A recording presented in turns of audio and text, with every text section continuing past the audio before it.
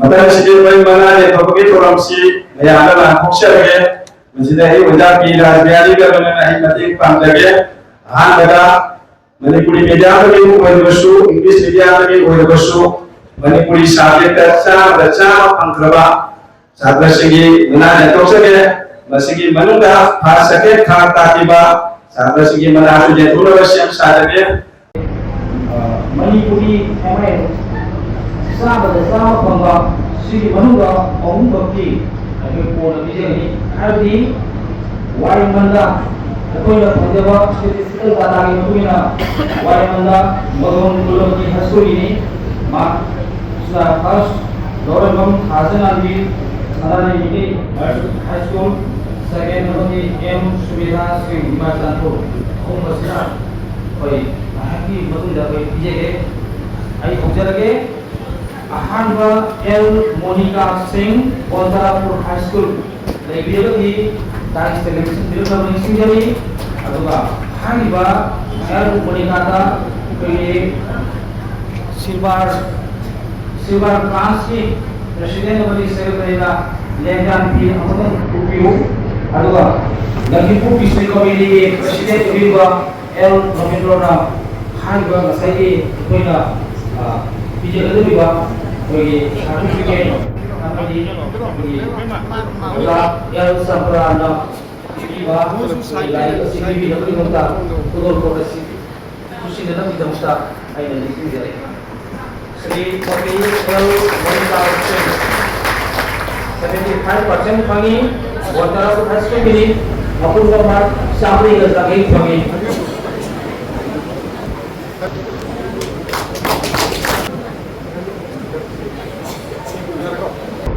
Bahkan saya kok saya Binita Singh Kasisu Bontarapuर high school ini hari Kasisu bagi lekan visi jambi apa ini maksudnya lekan visi jambi apa bagi Silver Grants की presiden posisi kita baru nanti dari Binita Singh aduga sarpi asing kursi ada kita uta kasar district ini nanti bisa saja presiden kasar district komite Presiden Ubiba Profesor Y. Patulos juga Aina Nuruse Y. Patulos Binita 71.67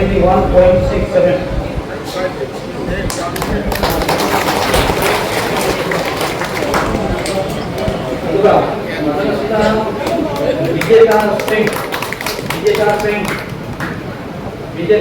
Vijayka Singh Bontarapuर High School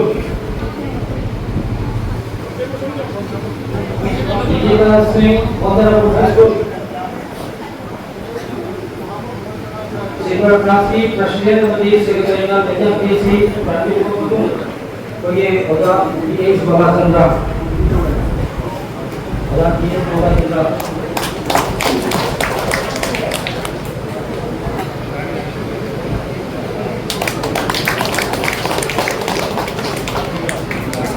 thank you मासा कसिना बोंदारापुर high school नि शिशु कुसुम Ramita Singh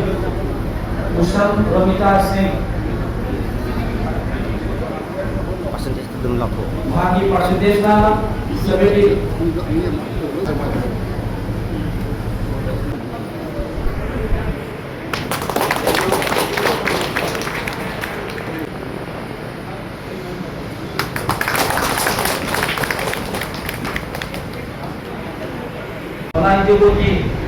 Manipuri High School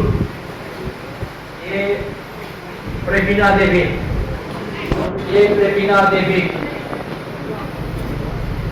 Sonai जुबुती Manipuri high school की ये प्रेमिना देवी Aiwa certificate असे कुचिनदर कमता बिना ताकि branch के CC major ओपीवा doctor कायदा सुयानी मदामु कोसिजरी Percentage percentage से अपन 479 थंगी अथवा परसेंटेज ना 79.84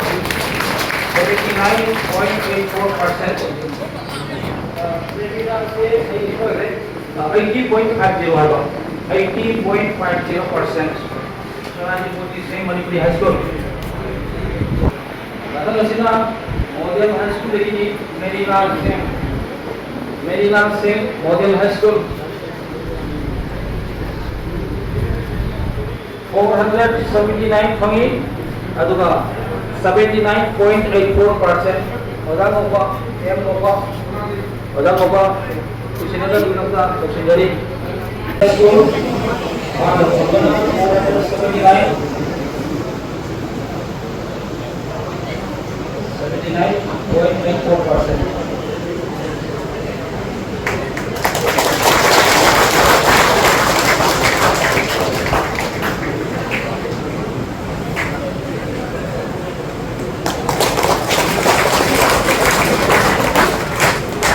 T. Sonali Singh Modern Kulabati High School T. Sonali Singh Hangdo Marana 445 74.17%. Certificate si kusilatat kita bagi ahli semua Mata kakala semua muncul loh. Singh Kosinjali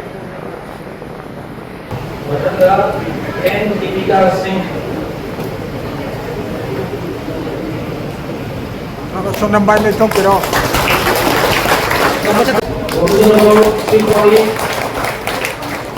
Gobindanagar Singpari High School Sonai N. Deepika Singh 418 69.67%. And Deepika Singh bagi orang C.S. Mohan Singh and Vikas Kamera dalam jangan lupa lagi. and Vikas Gobindanagar Shivpari Sundali punin ang Jadi aku udah cari kepulan sini begini. Cari kepulan sini. 78.34%. And Vikas Singh.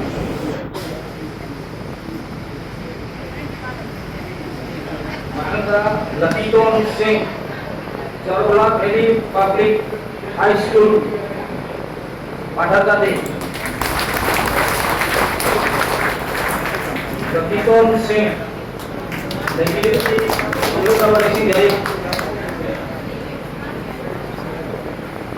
Latikon Singh. Apunga 408.68%. Oda sumongor, sumongor.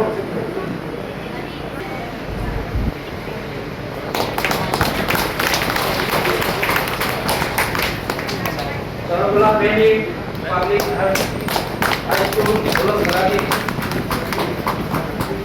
Ada kesina. Madura Degree School lagi tapi bang Sultana Begum.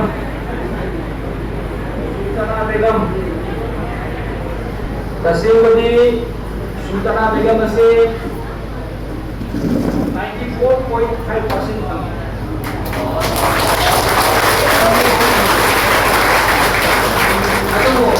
Paling berbeda, kita pada fase kita balik. Sebab tujuannya, ini semua paling tidak sama pemerintah. Ada Sultana Begum Himalayan Degree School. Certificate usia kalau dia ada sih, sekali paling bisa itu bisa sama Singapore branch.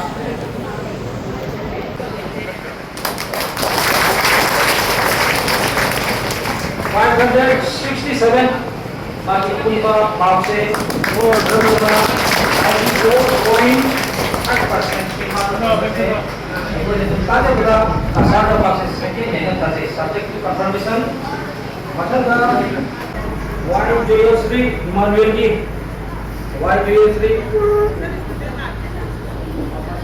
Kona Lokio. Aduga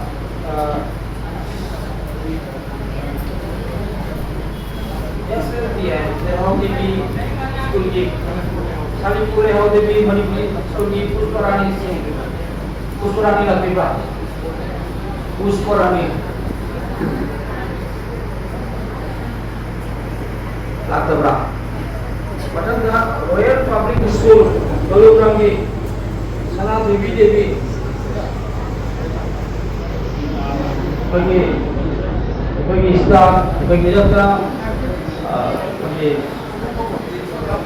inspector of schools mummy को पंजरदा गणेश हरिजन कोई लमी सीधा किरके मैमना welcome to you Ganesh Sana Devi Devi Goyan public school Garuda Varanasi division कोई अहलुमो उंगलम Satish Chandra Singh engineering number percentage 81.34%.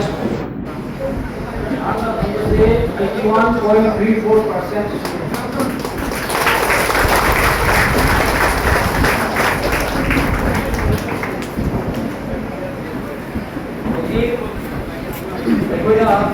प्रोग्रामल संदेहिबा लसीकी सीपीएस वेला अथवा संदेहिबा Singh Samul Singh royal public school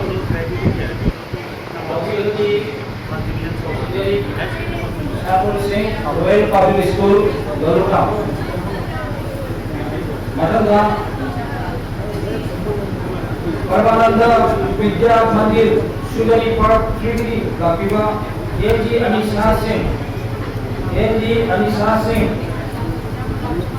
लापीबा एजी Anisha Singh 543 marks ni Allah percentage na 90.5 bagi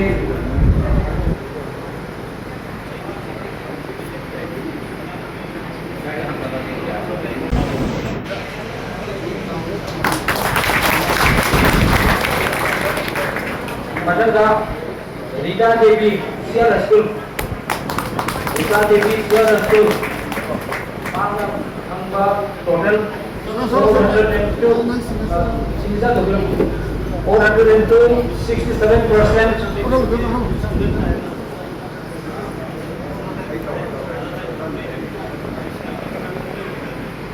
Sila pergi Sirba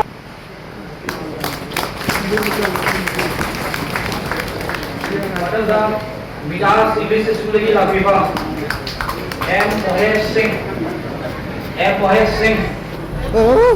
Angka total 534 89%. Madanga sila KH Nomida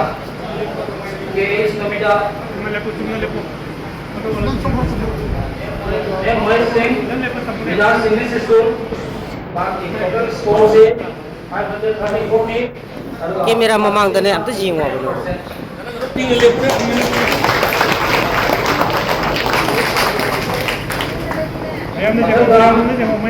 Terus cekin gue kan ya? Aku sumber nanti leo. Kita catu ay ba? Brilliant English School. Brilliant English School lagi Nivedita Sharma. Brilliant English School lagi Nivedita Sharma. Mami Apundo percentage, Apundo score 524, percentage na 87.34%. Division was S. Ravindra Singh. Okay. Who was to be retired Professor S. Ravindra Singh. Pathan T.H. Nandhui Singh.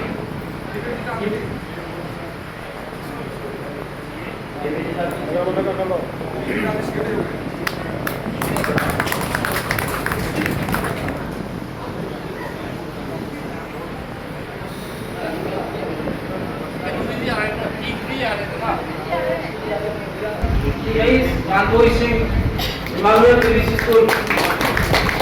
T.H. Nandhui Singh, Emmanuel English School. 457 on the score, 76.16%. Division of I English Singh, Secretary Manipuri Sahitya Pariषद Assam, the Tripur District Committee. Ano, ano? Matang asina Kitang lab na layo camera loy lumjalle. N. Omita Singh, Salai Vidhi, High School, Hailakandi. Salai Vidhi, High School, Hailakandi. Mark the approval score 494. 82.33%. N. Omita Singh. Salai High School, approval score 494. 82.33%.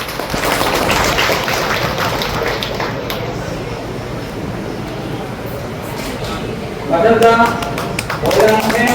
Rameshwari Devi, Salai High School.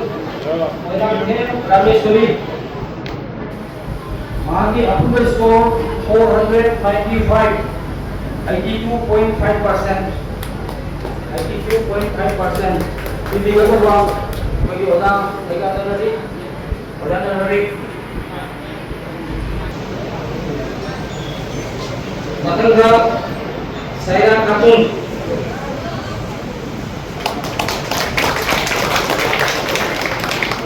Saira Khatun si Manipuri sama-sama pembedate. Manipuri medium begini, Sampurna School begini, history sama-sama pembedate. Itu kalau ujian tu Saira Khatun.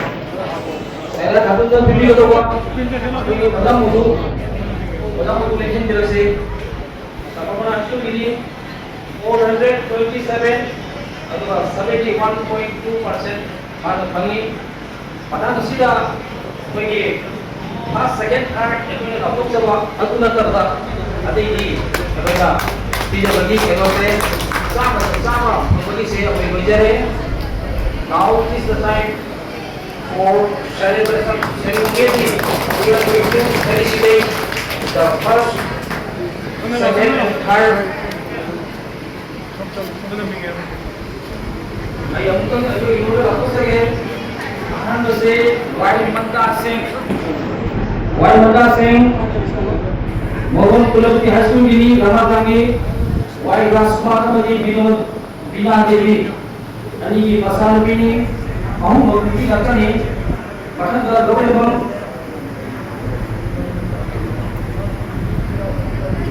असी अपना programme पर से group तरपदा आई नया मसुहाती की बनी कोई आहार बतावे से वाईमंदा सिंह अनि सुबुदा सनारी मिटेगी लौरेबम हाजनाबी और ओम सुबुदा निमाचनपुर हाई स्कूल की राजचंद्र स्कूल की एम सुमेधा सिंह औदी कोई कहते जगह heart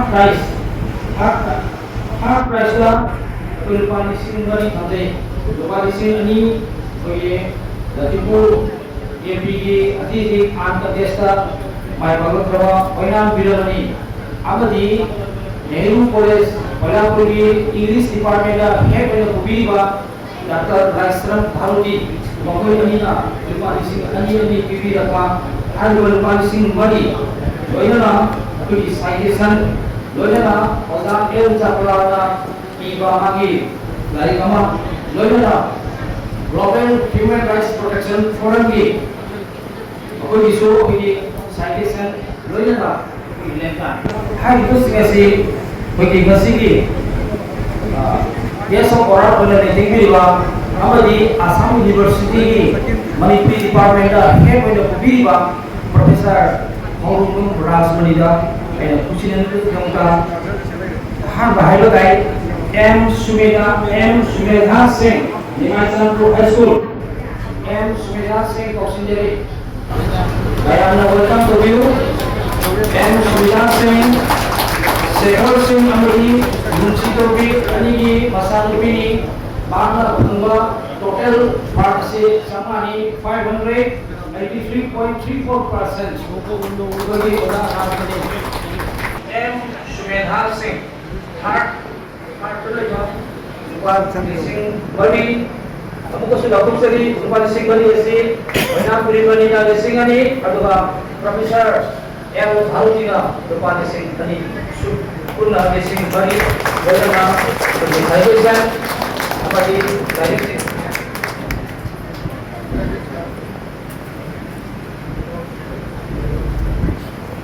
Ra som jeng birom ta. Ra som jeng birom.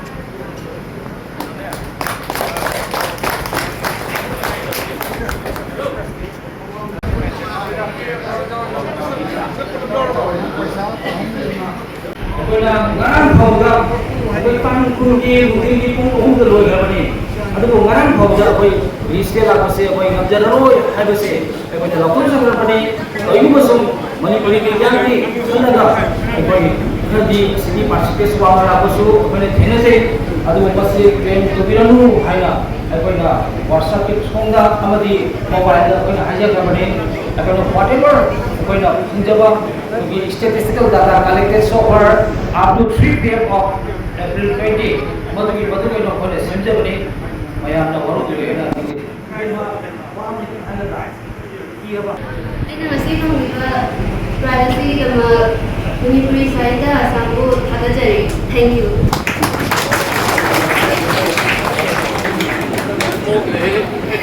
Thank you.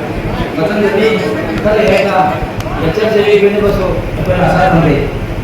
Macam sini lauri bam thajeng albi sarare miti asumini apunba mak bangse sama body 504 84% L minute amadi L bisa kasangi masalah ini hari ba kaisa sini demi lalu kita lagi pun istri kami ini presiden kami ba saya presiden Assam lagi pun istri presiden kedua L Robindo Singh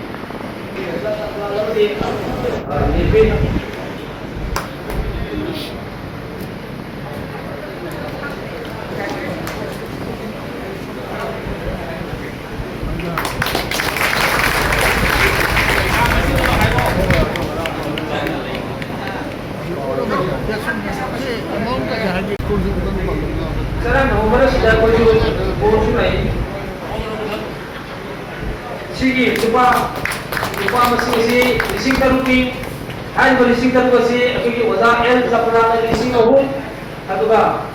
Bagi L taruki, Dr. L taruki na lising ahum, shoot na lising taruki, apa yang video lagi, atau kita mungkin wajah L zapra lagi wajah taruki, kayak belum seri, jangan seri.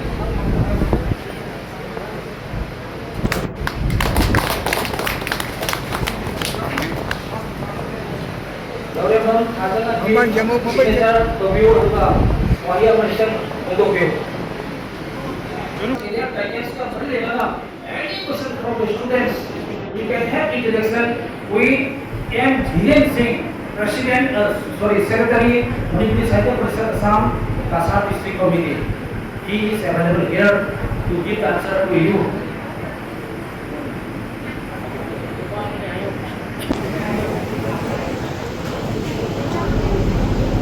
Ahada Manipuri Saida Parishad Assamna Sindhi program asida tibiba meyam puraku ehana ikona kuyajari aluga aikonu program asida ekhaita birabagi kama Manipuri Saida Parishad Assam usu ehana amuka hanaya ikona kuyajari matutya so ati exam ke ada masa da mark famula wang pass over ko jage aduga Manipuri Saida Parishad Assam ki ऐसी होगा थोड़ा सी जो बता तेज़ो है ना चावल बातों को भी उसी है कैसे है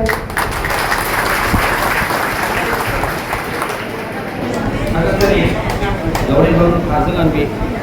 It is time to ceremonially felicitate the first one, Y. Manda Singh, daughter of Y. Asmar Singh and Bina Rani Singh from Madhur Kulawati High School. She has secured 524, 87.3%, and our instructors are Shri Ganesh Solidan. I request you, sir, to hand over the citation and the cash prize of rupees 10,000. This rupees 10,000 is donated by equity 5,000 from T.A. Noble Singh of Guwahati, and another 5,000 by Professor Laisram Bharati Singh of Nehru College. Nehru College से Laisram Bharati ना first, second, third untuk maka bunda lepas Si Pidor, Piro na po di Piro to. masih dapat L Bharati, Dr. M Bharati. Masih dia beri siramat bagi masyarakat. Kalau mama kalau person की बोला because she is not present here now, I request her. Yes sir. Aman Dokter State Institute of Samia Cyber परिषद की विभिन्न मौजूद थकों सिंह अमरी अहमद सिंह महिरोए सिंह वहाना नोरुल करंजरी मधुर अनिसुबेदा एहाकु programme sister Sarja हानिगरी के मौका एहाका नोरुल करंजरी अगी में वायमला सिंह कौजे आई मदन गवर्नमेंट हाई स्कूल दा 2025 की एसएसएलसी एग्जाम दा पास हो जाए यहाँ एग्जाम से खाना बदा बदा एक ओजा से नमदी इमाई पाना जामना खाना धिरगी नमदी एक ओजा से ना इमोना मतलब नमदा गाइड तो भी यहाँ नसीबी मार्करसी है कि percentage mark SSLC exam da thora khangba hamjari basi aigi imai pa ma de ki oza sin ma hona bade ki very bani masi hai jara ka ha ma masi da sin jara si boda ru hasu ni ho sare hariba सागर साथी सिंह से felicitation comment भी मका कोई detail Asians yang terpala sering dosa menjadi kalau sangat sangat sikit menuju baik macam kita M Sanjita Singh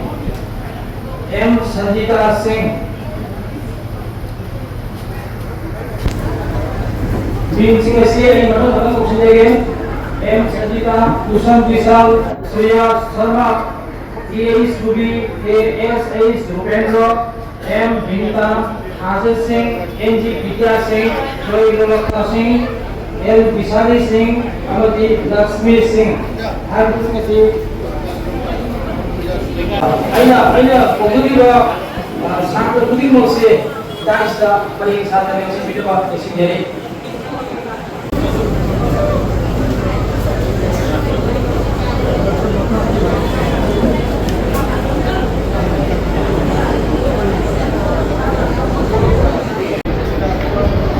Line layo, manual line layo. आज मुझसे ये कोई मतलब से साथ निकल रहे भी ना ये नजर है हल्का मतलब सब लाना बहुत तरह को हाई स्कूल की छात्र छात्री से सीधा फेलिसिटेशन तो begini M Sanjita Mangga tolong mana? M Sanjita Model 1 School 464 77.3%.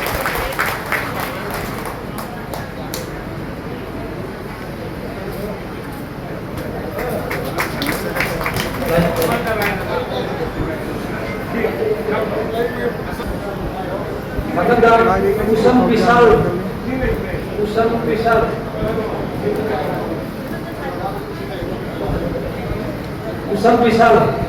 436 72.7%. Usam Pisal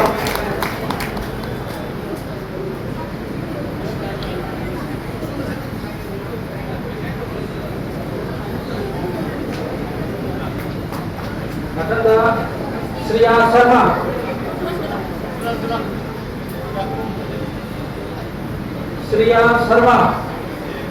425 70.8%. Maganda sila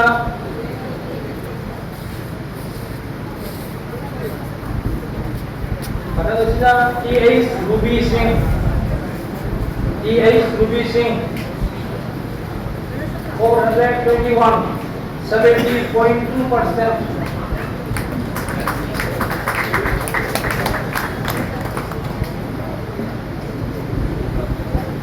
Pada sida KSH Rubendro Singh. KSH Rubendro Singh. 409. 68.2%.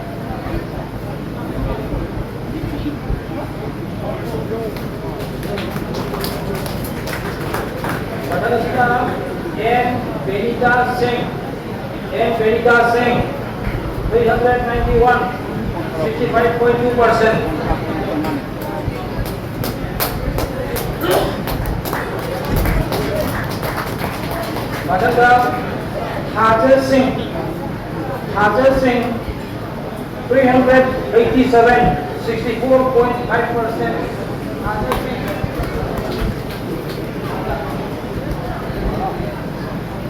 Pada NG Vidya Singh. NG Vidya Singh. NG Vidya Singh 416. 69.3%. Pada Jolata Singh. Jolata Singh 378. 63%. Pada M Vaishali Singh. Jolata.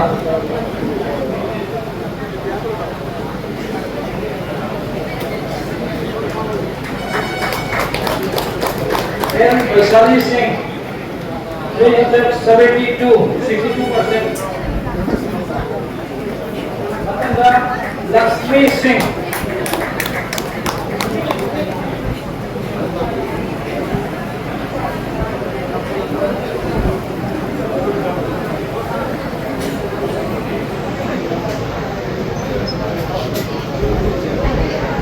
Lakshmi 369. 61.5%.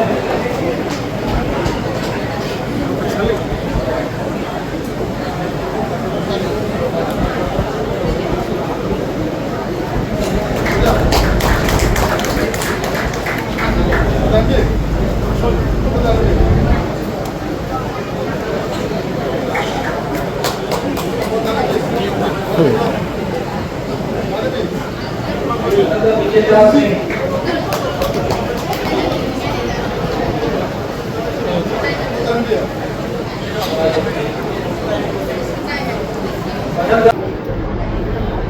Raju Digi.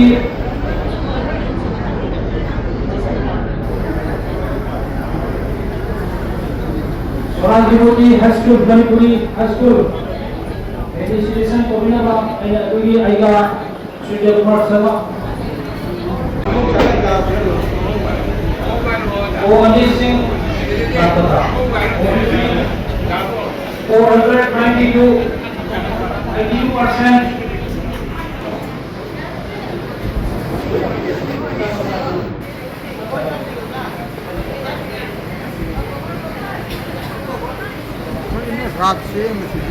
Batangga Umawati Sharma. Sunai Jepati High School 459. Sore jeng umne.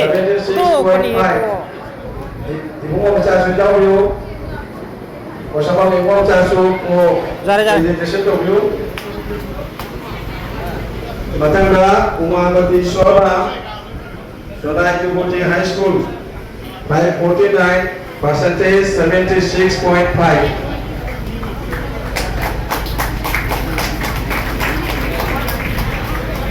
Game Malay membership Matanda 438 percentage 72.33. Game Malay membership option dari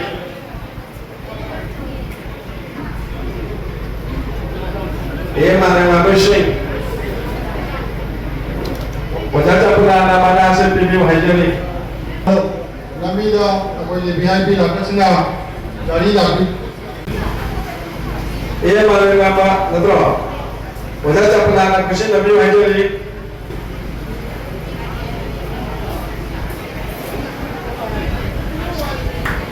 Kami Gandhi Nabi Hajuri, Gandhi City Gagal Site Nabi Hajuri. Ay matangga, mayabsi, matang sir, tatlong wala ba, matang sir to ba ay anak kecil wala kapatid ba ki karan manasik yang piro, Manisa sing yang piro, Sunai Joputigi ki Abinita sing lagi yang piro, yang Cingkai Ngambi yang piro, Divita sing yang piro, Nirupama sing yang piro, Bisal sing yang piro, Orjun sing yang piro, ki Ace Mandip sing yang piro.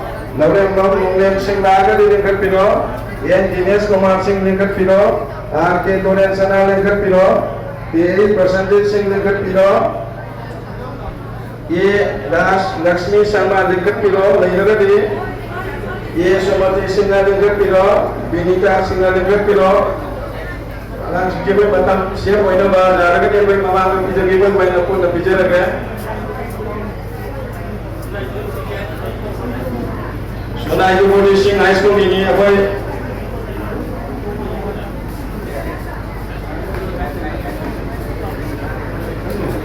Apa mana hasil pilih nama terbaik member Raspberry CC member binakan diri kami bahas CC member raja Wai Raspberry ko mana si matan Cina pilih dalam Raspberry.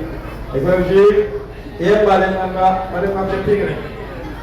Ia kiran balas, kiran bulan dan apa? Kiran bulan apa?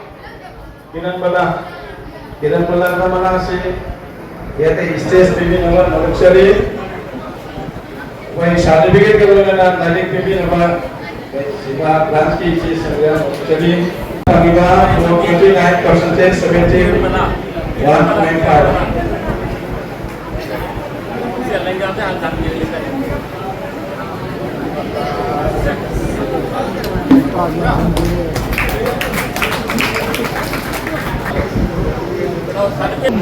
Matanda Manisa Singha Manga Chakarpiu Manisa Singha lagi Manga Chakarpiu Echela Lakne Ye Abhinita Singha Lakne Male Matanda Yen Cingkai Ngambi Manga Chakarpiu 409 percentage 58.2 Hey Cingkai Ngambi Yen Cingkai Ngambi Mama sono ulo Matanda Devita Singh Manga Chakarpiu 67.77 Ye Devita Singh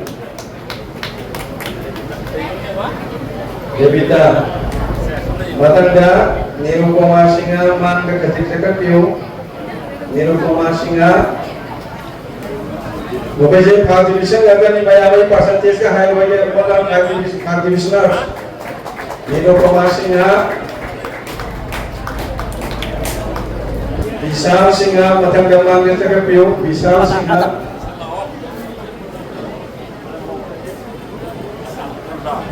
Matanda Orjun Singha Manga Chakarpiu Orjun Singha Matanda K.S. Madhip Singha se lakte ke tanda prabha lakte Laurem Bam Nonglen Matanda Manga Chakarpiu Laurem Bam Nonglen Manga Chakarpiu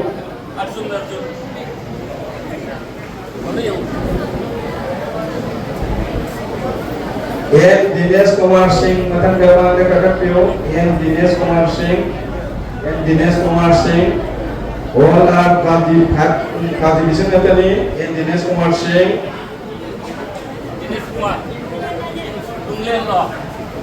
Nunglen Ini tepat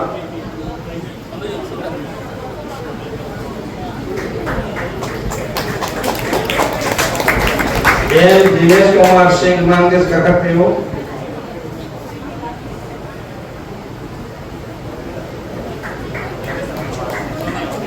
Matanda R.K. Toren Sana Katik Manga Chakarpiu R.K. Toren Sana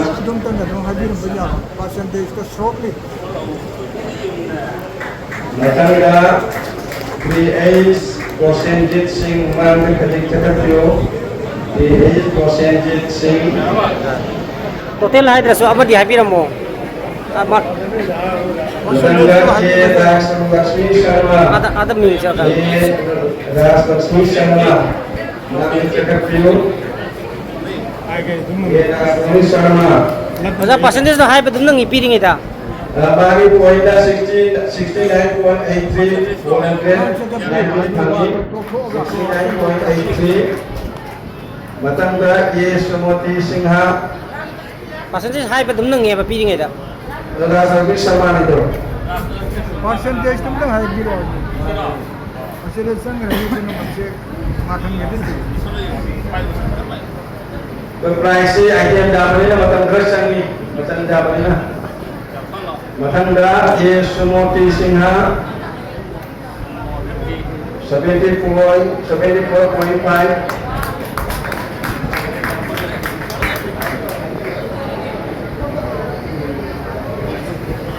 Binita Singha, Madanda Binita Singha, 67.67%, 402 kami. Oza Madanda Kelam Baik School kung sige lahat yun. Activation natin ini update ako sige matang na ba? Sarana Bina Mention Bureau, Sadia Fildur Mention Bureau, Saira Khatun Mention Bureau, Ahmed Nijat Hussein Mention Bureau, Sania Begum, Abdul Manan, Mohis Uddin, Amira Begum, Anis Ahmed, EMD Karim Uddin, Sajid Ahmed, Hirodoshi Begum, Iluza Bibi, Asima Begum, Zaida Begum से absent, Mamtaz Begum, Nazia Sultana, Nargis Begum, Rahina Begum, Ruqya Begum, Rukhsana Begum, Sultana Begum Chaudhuri.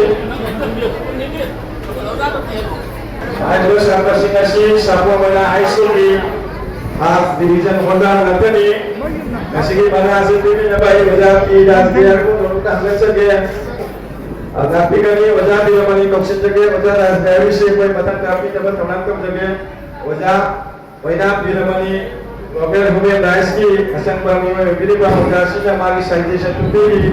Mama में मतलब चाना download होंगे जब हम हो जाएंगे कि मुझे आपसे पीछे क्या वजह सबको मैंने हाई स्कूल सर्विस नसी वजह वहीना बिना मनीगा mana bibi nada manusiari wajah mana kelenceng biru berlumkan mencari wajah wहीना बिना money book senjari salam biram percentage तुमने हाई वाली Piring ita percentage high pa nang ya pa. नंगी Matanda Sadia Firdaus. Maka kita cakap bingung Sadia Firdaus. Sadia Firdaus. Matanda Saira Khatun. Maka kita cakap bingung Saira Khatun. Saira Khatun maka cakap bingung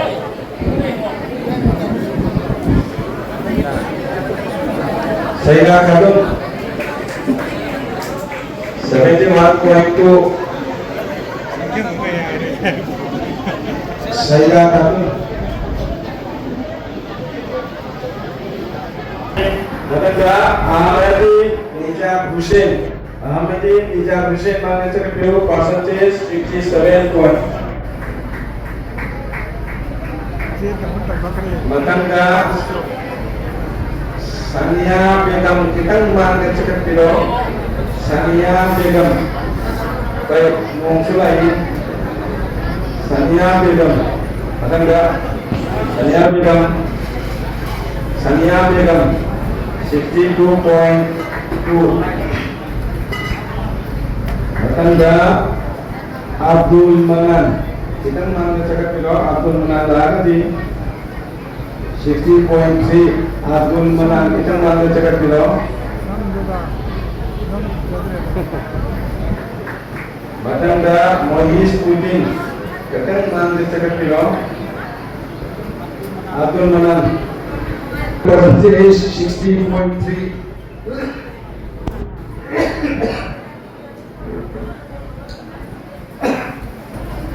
Matanda Mohis Uddin lagi percentage 64.16 Mohis Uddin di percentage 64.16 Matanda Amira Begum Hajik Mangga Cakapiro 71.33.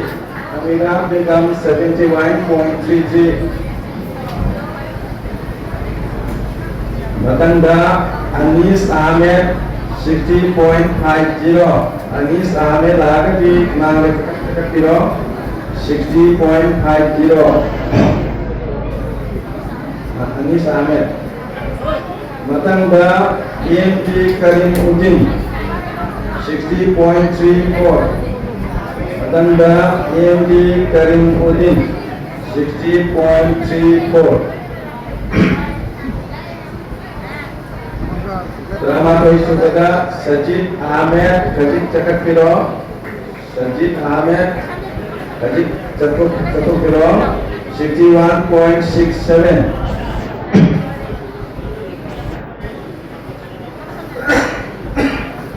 Langsung kepada Pildosi Begum 60.84. Pildosi Begum 60.84.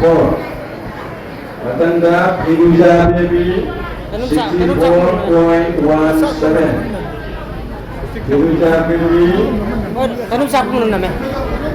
64.17. Piruja Devi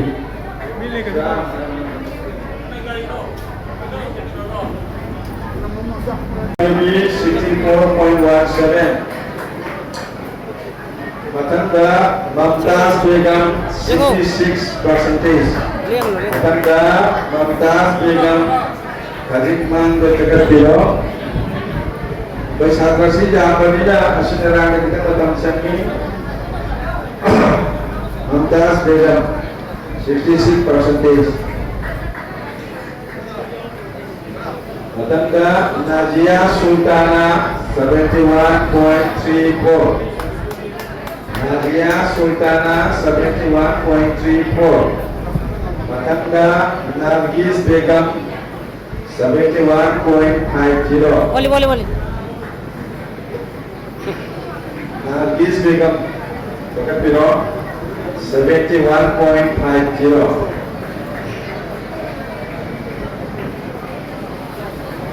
Lagi coba Rahina Begum 61.34. Rahina Begum 61.34. Matanda Rukia Begum 60%. Rukia Begum lalu Berkepiro Biwa Ruksana Begum 78.50. Ruksana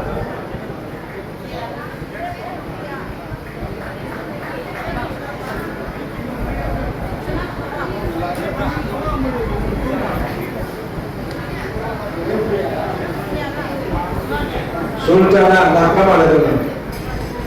Sultana Begum Cemburi. Sultana Begum Cemburi 62%.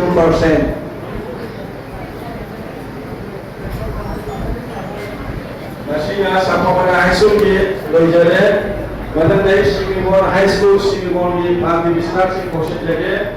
Ia ada istri pertama nama P. Nandita Devi, Yer Jaipami, Y. Rohit Singh, Rukia Begum, Chanchal Singha, Yer Milanjit Singha, Yu Nunglemba, Yer Rena, Yer Sana Lemba, I. Sujita, P. Alpana Devi, Yer Lakshmi Priya Devi, I. Diplani Selection Biro, Singapore High School di Negeri Satu Sing, Satu Tahun Tuai. Amuk tak dah iskan option jadi macam mana apa? Mana sih option ada apa? Sila jadi ex presiden Heramani Singhada mana sih kalau terpilih? Satu sih mau terpilih. Sila jadi ex Dewi. Bagi persentasenya 77.17. PH Nandita yang menerima dan pengangan review. PH Nandita dan semua. Oja sini. Oja minta orang cendera ini mesti ambil. Oja Heramani Oja dapat di presiden atau masih halang moina Agasitukung cukup pilih. PH Nandita Devida, Singapore High School is 77.17. Kembali Matangga El Zaifabi Devi 66%. El Zaifabi Devi.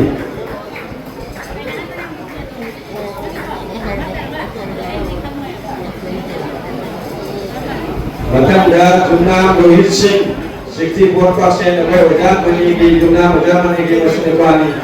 El Rohit Singh Wajah Jumna Wajah Mani di Masudepani. Wajah Rohit Singh 64%. Amdan.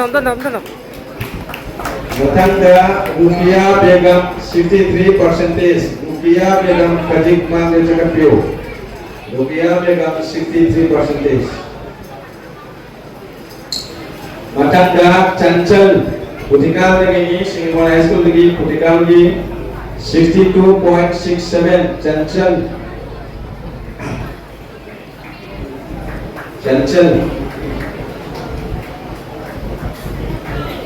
Matangga I Milanjit Singh 70.17. I Milanjit Singh I say Mudam Haira Mudam 70.17. Matangga Iu Nonglemba Singh Kadik Mandir Cakapio Iu Nonglemba Wajah Usam Chowbagi Kamboni Wali di Wajah Chowbagi 63.17. Nonglemba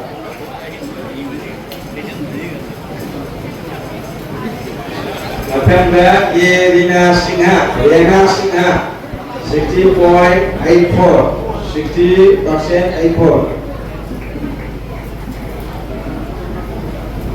Matangga E Sana Lemba Katik Pino 60.17. E Sana Lemba Sana Suivan Lemba Sana Lemba 60.17. Matangga I Sukita Kajik Cakap Pinaba Hajari 71.50. I Sukita 71.50. Matangga PH Anjana Devi 68.34. Tulis Sabang Alpana tapi ini Alpana Devi 68.34. Matangga Lakshmi Priya Devi Lakshmi Priya Devi 65%. Matangga I Diparani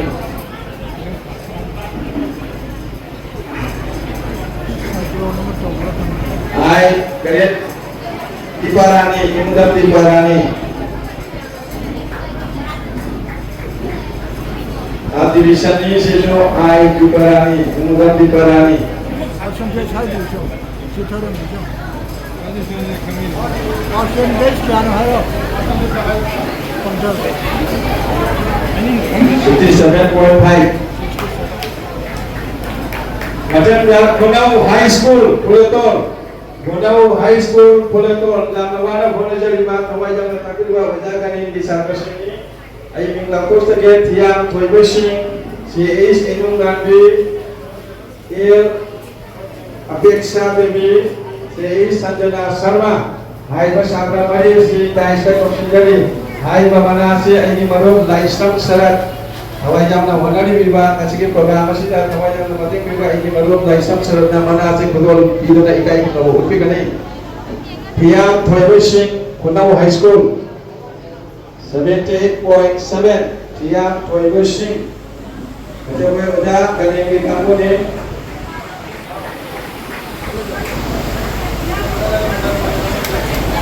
Matangga CAs in Kambi Devi 66.7. CAs in Kambi Devi 66.7. Matangga L Apeksha Devi 68.7. 63.7. Matangga CAs Sanjana Sharma 60.8. Jai Sanjana Sharma 60.8. Matang ngasih tolong panggung seriba seriba high school. Jumbo ina tolong panggung seriba kumang ngasih. Ngasih ini sangat mengajak begitu kumang high school putaran deh master mana aja bisa nabi hajari. Sangat mengajak begitu kumang high school wajah sih mana aja kumang kami dina satu sekolah kumang jauh hajari. Wajah begitu kumang jari seriba high school. White Hajar Singa Mangalengkar Biro. Yang ngan Thoibi Devi Mangalengkar Biro. KAS Saityanjit Singh Silva High School lagi Bharat Division Ahom Kata lagi Wajah Singh Cita Nanda Badai Khangke White Hajar Singh 66.8 White Hajar Singh Wajah Rabindro na mana ase khushi nabi kani pon thawat pikani 66.8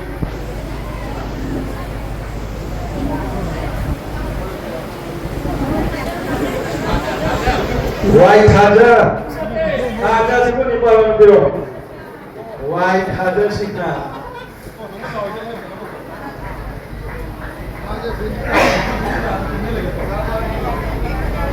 Baik, nong tinggi bima jujur berarti pakar ya Action kerja ibu pawi White Hajar 68.8 Batang Dair ngan Thoibi Devi 360 pangi percentage 60 Air ngan Thoibi Devi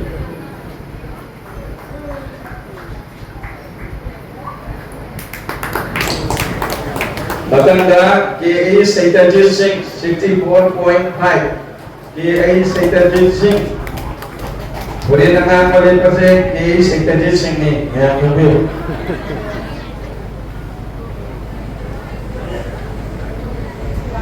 Batang Model High School Singelmon Model High School की छात्र संख्या आगे option पर cigarette बिरो हरिन Sultana R K रीतिमा Sana Mehnaz Begum सरताम Firdous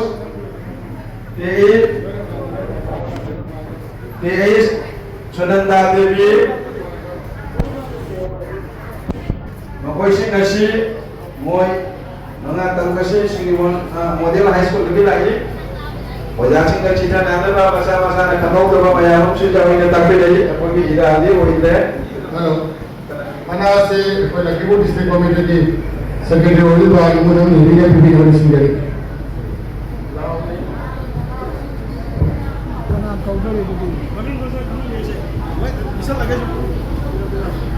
Action lagi action jadi ni. Ada ni ada. Karena anak nanti dia nak.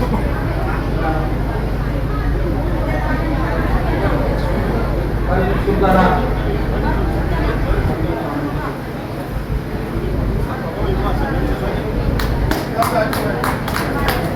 Ake Itipa Sana Next Ake Itipa Sana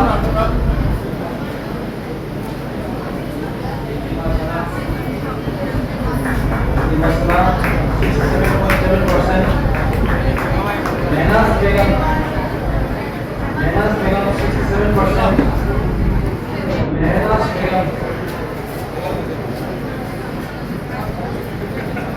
Serta Fikosi Serta Fiko 69.34%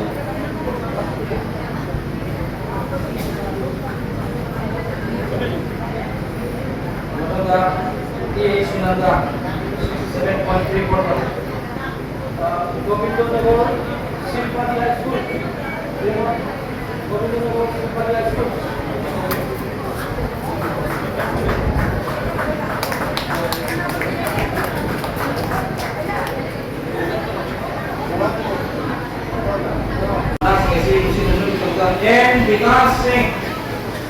and Vikas Singh Govindo Nagar Simpati High School and Vikas Singh and Dayananda Singh and Deepika Singh E. Raigambar Singh E. H. Vanilla Singh E. H. Tolan Singh Vinit Sharma Som sa center country. H. Lengakos Singh C. H. Vinit Singh K. H. Rajneesh Singh K. S. H. Priyakumar Singh Robita Sharma Amadi Samir Singh Tarung Doi and Vikas Singh Dayananda Singh and Dayananda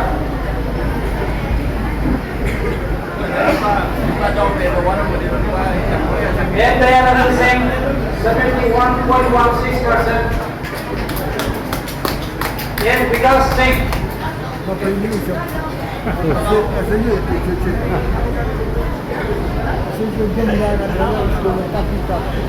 Nakakita mapili. then Vikas Singh, then Deepika Singh, then Deepika Singh.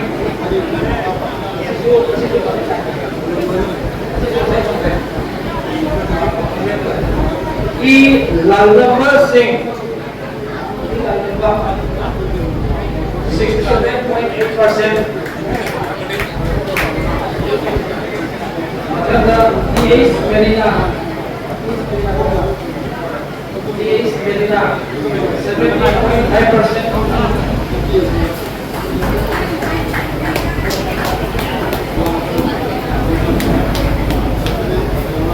E.H. Melina, 70.10%. Sige sir, tuloy mo sir. K.H. Tolen Singh, 64.34%. Vinit Sharma, 64%. 64% Vinit Sharma. Lengapa, KS is Lengapa 63.17%. KS is Lengapa.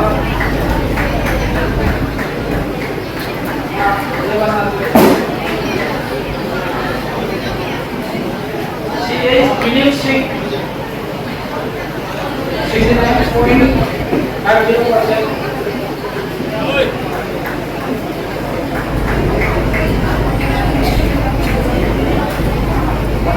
KS is Leopard.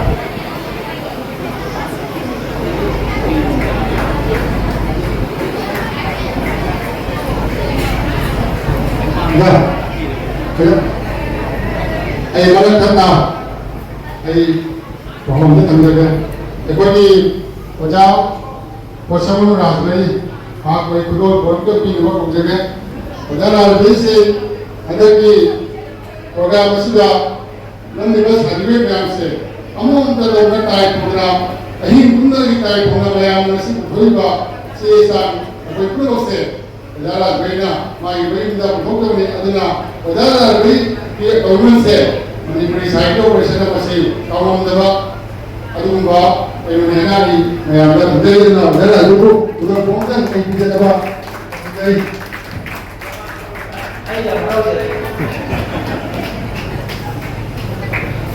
Cara dia itu pun kayak kontroversi ni, meskipun di sistem ini khususnya dari semua golongan. Yogi ba Ken Diren ko sendiri Ken Diren mahakasiswa yang meruai ba ipai program masih pangkopda amasung hauki ba komunitas ba sahi di bawah jenda pangkopda dalam natin pangi ba ba secretary ni ako Ken Diren ko sendiri mai na mo honda regadi lagi pun district committee ki secretary uri ba ipai yang bangunan negeri dulu ko sendiri.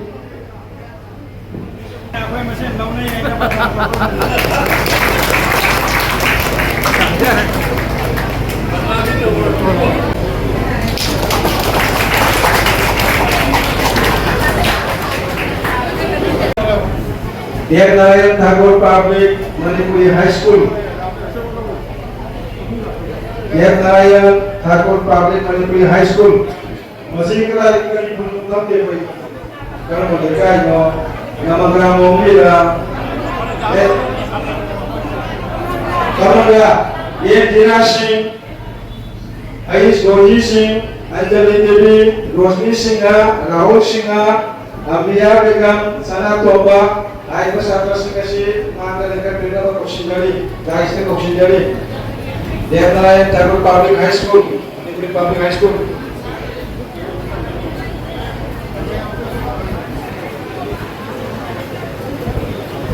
Manasa Singha, 69.2. Dira size. Dira. Matanda Akwai you maya hanbini ba dawo da sunce akwai ma'ana da ba ta mashi da sa shinjari adula Sono Geology sing kadang 67%. Geology bangkai cakap pilo. Geology 67%. Matanda Anjali Devi Kajik Pak kakak pilo. Anjali Devi. Ayah aku nama sebagai dulit pasti naraga ini nasi Anjali. Anjali Devi matang 66%. Anjali 66%. Matanda Rosni Kajik Pak kakak pilo. Rosni 65.3. Matanda Rahul Kajik cakap pinawan manusia Rahul bukan apa ni tangkap piro 61.7. Rahul ni Rosni 65.3. Matanda Rahul 64.7. Matanda Ambia Begum Kong Kajik kakak piro Ambia Begum 64%.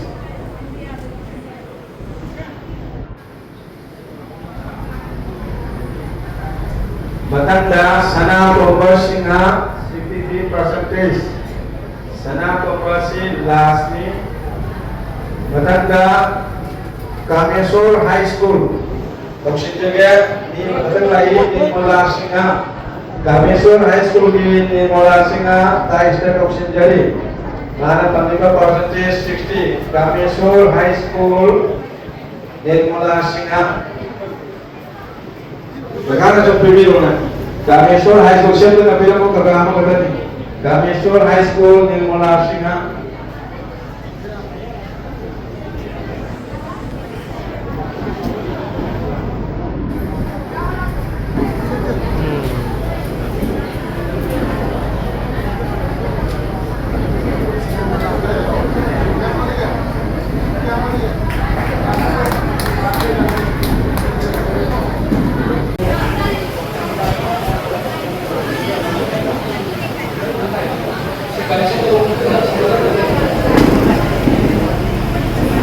Sami Singh 72%.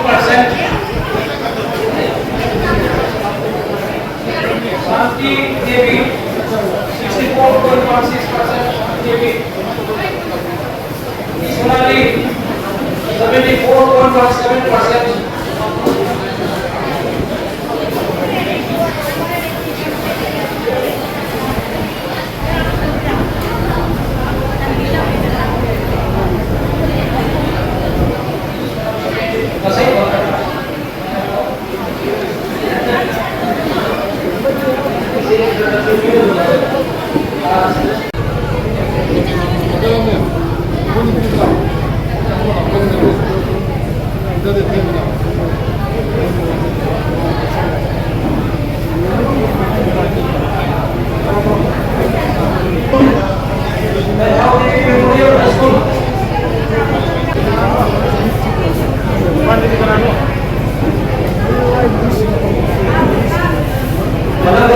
Pasal dari Malaysia tu, NTPC di Malaysia tu, Priyanka Singh Amati M. Lamda Lima. Sudah. Di Malaysia tu, Priyanka Singh Amati M. Lamda Lima. Priyanka 72.5%. And Lamda 65.34%.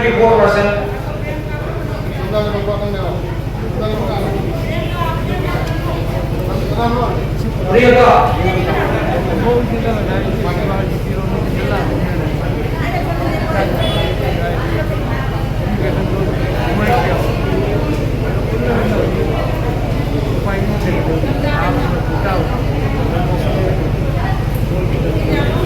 Thank you.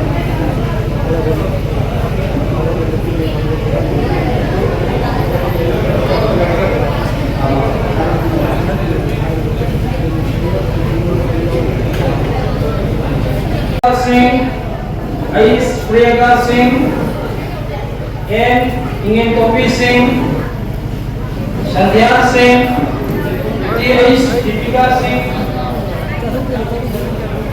Monali Singh, Lucy Singh, A.G. Anjali Singh, Priyada Singh, M. Chiranjeev Singh, L.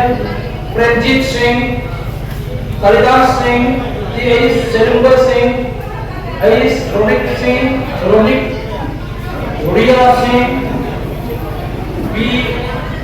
Nikita Sharma, Neha Singh, P. Revita Singh, A.G. Karina Singh.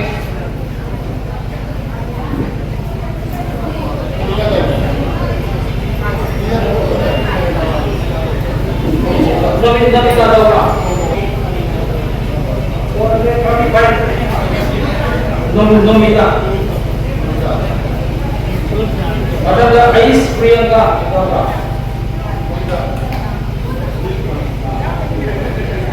Ada Ais Priyanka.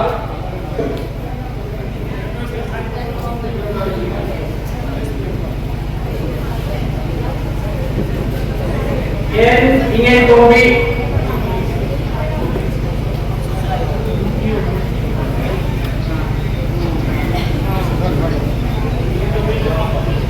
Ingin Tobi. Oh. Sandhya Singh.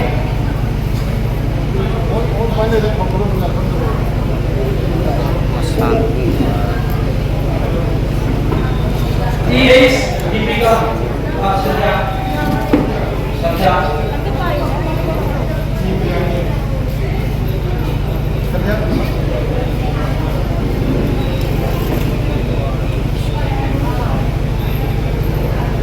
T.H. Deepika. Monali. Lucy. N.J. Anjali. Priyada.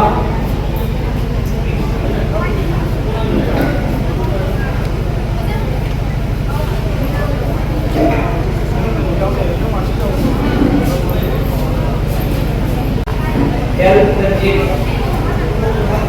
Kalidas. H. Selumbar. Mami. H. Ronik. Riya. B. Nikita Sharma. Neha.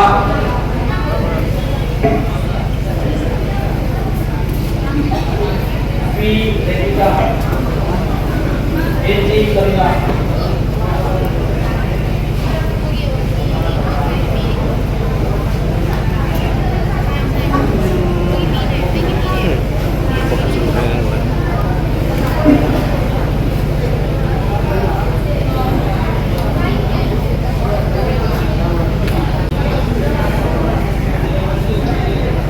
M. Krishnavati.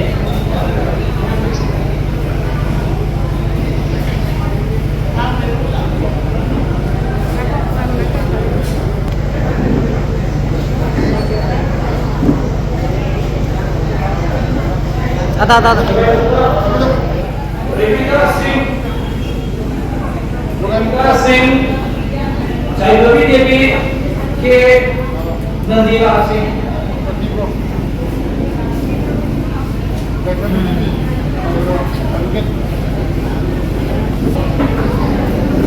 Devika Jailavi Devika. Next Jailavi. Next Jailavi.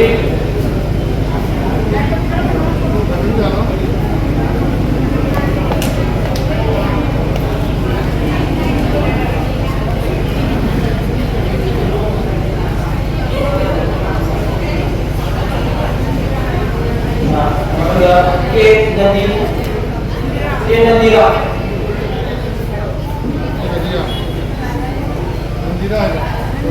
Nandira. Purwedadi. Abisur Rahman. Anas Begum. Sania Begum. Purwedadi. Ada. Rahman, Anas Begum, Zainab.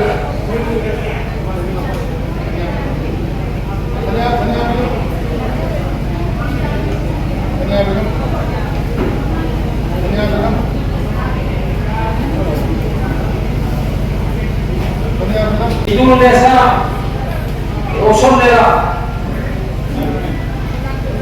Indonesia,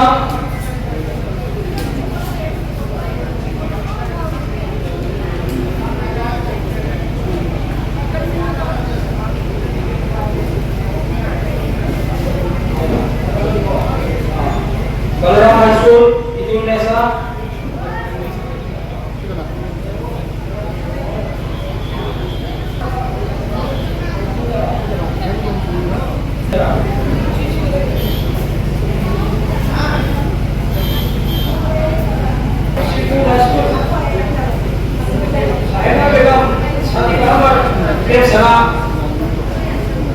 Sipur Rasul, Saina Begum, Sadiq Ahmad, Biar Salam.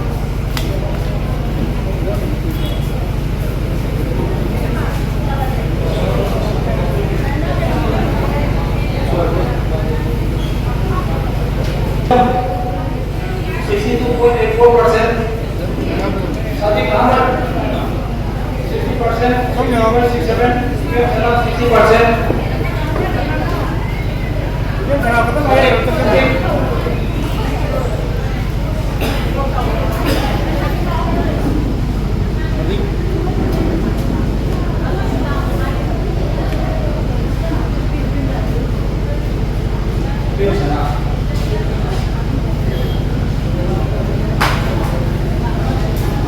Betul, si pian yang betul, pian yang betul.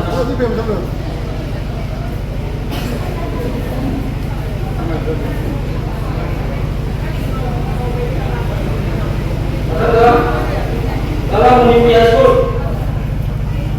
Resma Begum. Ada sign terus. Yes, minum mandi. Lapar. Rahen, Resma Begum, Wahida Begum. Yes, minum mandi TV.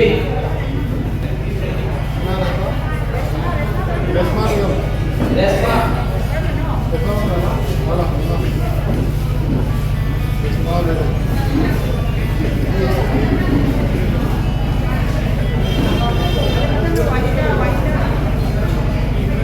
Raja. Ada sign tu.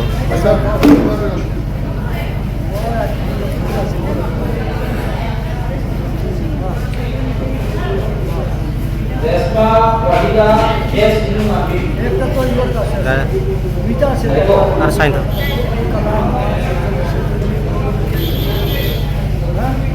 Ada awal hasil dari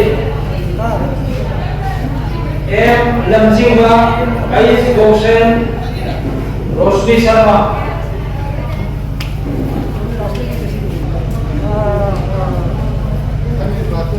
M. Lamjingwa, Ais Goshen, Rosni Sharma.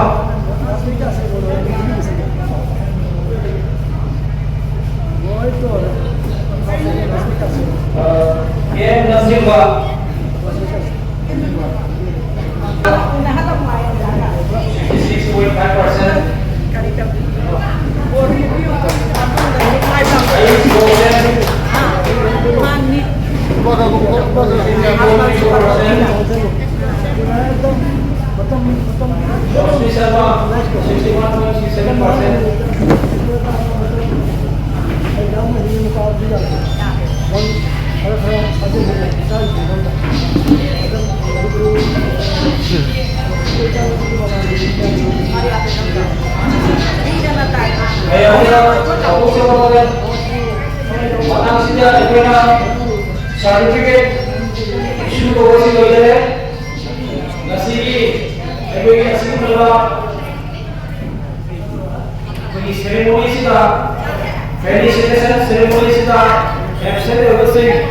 Ito